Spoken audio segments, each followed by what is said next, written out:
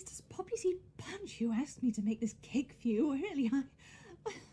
Well, it's such an honor. Oh, I'm sure it is, darling. Now, let's get down to brass tacks. Oh, well, I don't think I have any of those. I don't like to keep anything too sharp around here, you know. Details, Poppy dear. Details. Ah, oh, of course. Now then, what do you think you'd like? What would I like? Poppy dear, this is going to be on stage. It's hardly a like. It's a need. And it needs to be big! Bold! Ah, big. Big, yes. Maybe 3 tiers, then? Only 3? Oh, dream bigger, Poppy! Yes. Suppose it is a big neighborhood. Better to play it safe. And, you know, I do love to play it safe. But not too safe. After all, this needs to be a showstopper. It needs to have beauty, pizzazz, gasp, danger. Danger? Oh, my feathers. I don't know how I feel about making a dangerous cake.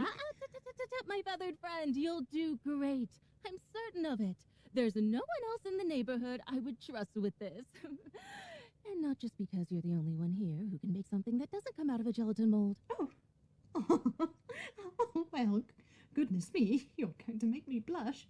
Oh, so I take it you have everything you need? Oh, well, not quite. See, when I asked what you'd like, I thought maybe you would have a flavor in mind. A what? A flavor. You know, we could do chocolate or vanilla or sprinkles, buttercream, butterbell, butterscotch. Oh, to be honest with you, I didn't think that far. You didn't think about the flavor? Well, the audience can't taste it from their seats, now can they? Oh, what do you think? So my brother Charlie tells my sister Dolly that our brother Barley's cousin Henry is turning over a new leaf. But if you ask me, Bon, a caterpillar's always turning over leaves. We just call it a salad. So you don't believe the poor guy? Sounds like you're just giving him the short end of the stick. Short end of the... We've given that clown the whole branch. So he's a clown too? Now you're speaking my language, Howdy. You wouldn't believe what happened next. My brother Chuck wished our brother Buck good luck on getting that cluck Henry to straighten up and fly right. Fly? Wait. He's a butterfly? I thought he was a caterpillar. You're being a wise guy, Bon, but I'm serious. Then, you're not gonna believe this. Out of the blue comes our sister Sue and her brother Drew, talking to my sister Dolly about getting Henry on a trolley to see Aunt Molly. Woolly ain't Molly? Woolly Aunt Molly, Bon. On my father's left-hand side. My left, now yours. Maybe my upper left-hand side. Oh, well, how could I get that confused? But long story short, Molly tells Henry to listen to our cousin Barley and my brother Charlie, who insist they're through with my sister Sue and her brother Drew. And to get back on that trolley and talk to Dolly about getting his act together. Oh, brother. No. Ollie's my sister. I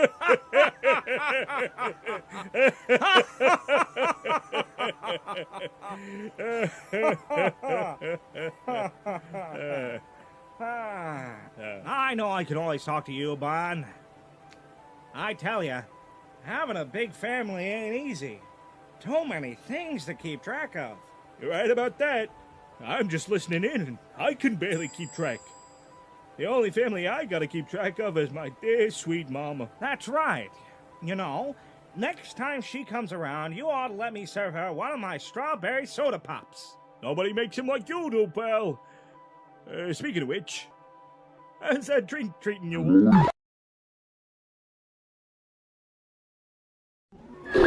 Which is why the pie charts must be Breen-berry. Mr. Deere, write that down. Breen-berry. You know, Julie. President Joyful. Right. President Joyful. I don't think breen berry's a real berry. I mean, shoot, what color even is breen? That's classified, Mr. Deer. That's why they pay me the big shamulas. The what now? I ain't getting paid in anything, let alone shamoos. Shamoo. What'd you say again, President Joyful? Shamulas, doubloons, smoleons, dinneros. Can't you see what this company is all about, Mr. Deer? Breen? No, it's about pie charts, big buildings, hot cakes, small stuffed bears, chalk and houses. I don't think any of those things go together, quite frankly. It's about big suits and big hair and big voices. Mr. Deer, are you not confident in our business model? You have good shoulders under your head, Mr. Deer. I would hate to see you canned. Can me?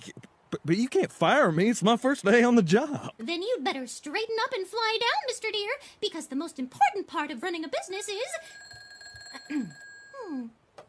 Hello, President Joyful of Everything Incorporated. What? Mr. Billy Nilly, no!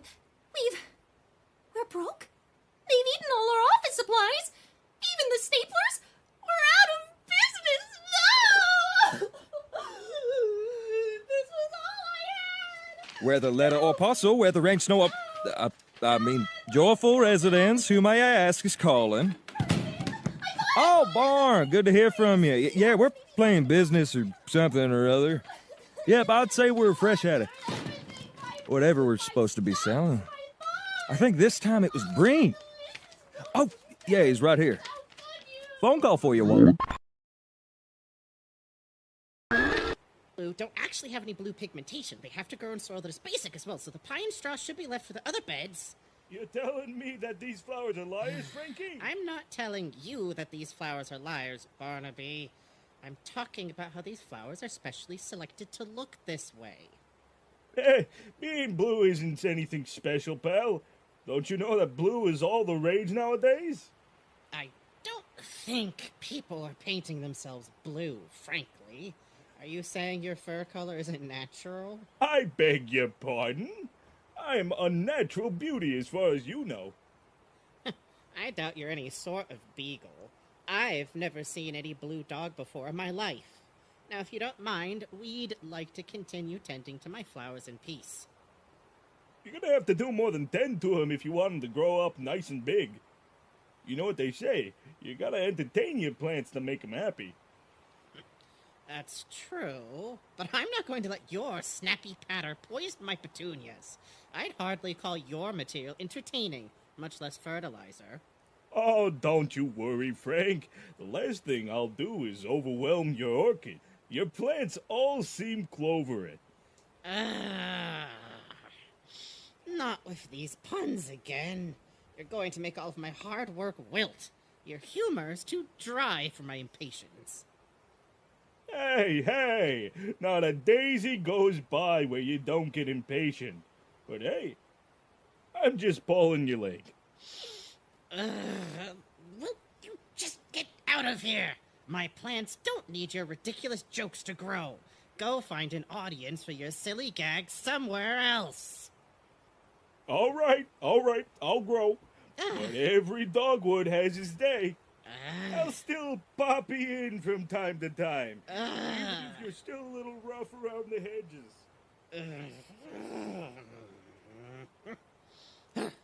Honestly, with him, I don't know how you can stand to be around him.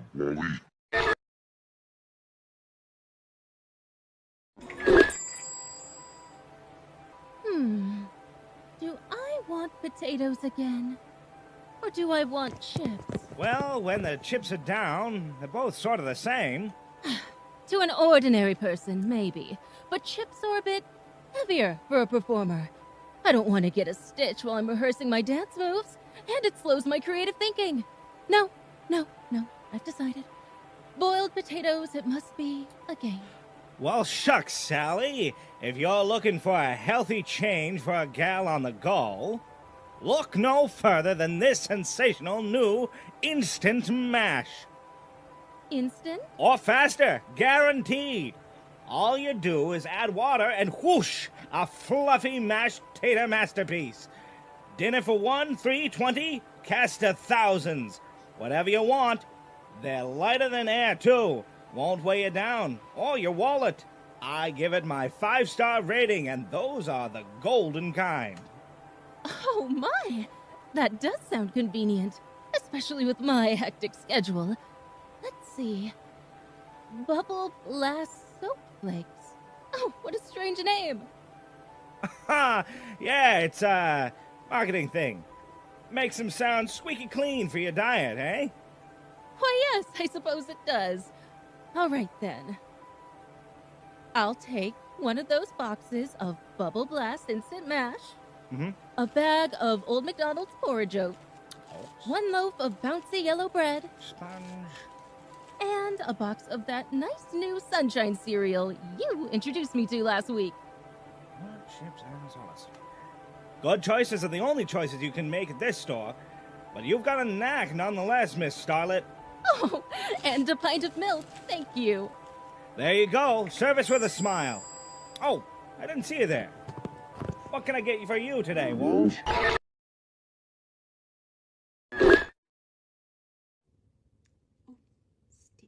Delivery here. I've got delivery here for one Miss Partridge, courtesy of Howdy's dependable door-to-door-to-door delivery service. Oh, my feathers. Howdy, you frightened me. Terribly sorry, ma'am. Suppose I should have knocked. Oh, no, that would have frightened me too. Oh, is that my order of yarn? Thank you. It sure is, Poppy. Hot off the shelves just the way you like 'em. Boy, looks like you already got a hoard that'd make a dragon jealous. What you need even more yarn for? Not that I'll turn down a sale. I'm just working on some scarves and sweaters and such. I want everyone in the neighborhood to have something warm to wear when, winter comes along. It feels like these changing seasons keep sneaking up on me. I hear that. Not enough daylight to get everything done. Of course, it helps to have an extra pair of hands. Seems like you know that already, though. I can see you've recruited an extra pair of your own today. Oh, yes. Thank you again for your help, dear. And thank goodness for it. I was worried I was going to get all tangled up with all these colors of yarn. I can see why. It's a real risk. It is? Well, sure.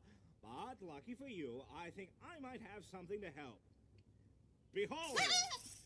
No, nothing to fear here. What you're looking at is a bona fide yarn spinner. Perfect for keeping all your extra neatly spooled up. Safe, effective, and no pesky batteries or electricity to fret over. Oh, well, that does sound helpful, doesn't it? Sure does. Here, tell you what. Today only, as an extra special deal for an extra special customer, you can give her a whirl. No strings attached. Well, no strings but the yarn, that is. Well, I've already overstayed my welcome. Got a whole shipment back at the shop I've got to sign for. Oh, but... I'll check in on you and your new wonder device next time I bring you an order, Poppy. Till then... Oh, I don't know how to work these things, but... Well, he was so insistent it'd be helpful. Do you think you can help me figure this out? So, they just won't leave my tomatoes alone, and who am I to shoo them away? Isn't a beetle just as permitted to partake of my plans as I am, Julie? Positively, absolutely, Frank. But I've taken such good care of them. I read to them every day. I water them the perfect amount. Oh, you do. You pour a whole book on them and read them with water on their little heads and everything. Julie, I'm serious. Oh, I'm sorry, Frank. I'm only teasing. You know, if this is bothering you so much, you should have a little sign just for those bugs. It can say, "Terrific tomatoes. Look, but don't touch." What makes you think they're going to be able to read all that? Well, they've got big, beautiful eyes, don't they? Like big old saucer plates. Oh, Julie, don't be so rude. You wouldn't like it if they said that about you. Said what about me? How lovely my hair is. That I put just the right amount of polish on my horns. No, that Julie Joyful with her nose like an orange. Oh, if they said that, they'd also probably say, oh, that Frank Frankly with that banana on his face. Banana? Well, if they're going to be so rude in my garden, maybe it's best that they don't get to partake of any more tomatoes then. That's right. Well, how are we going to keep them out? Maybe Howdy's got something in his shop. Oh, Howdy is more inclined to sell us canned laughter than he is to sell us something actually useful. Besides, I don't think he liked my rendition of A Flea and a Fly. Oh, don't you fret. I'm sure we can come up with a wonderful joke between the three of us. Isn't that right, Mom?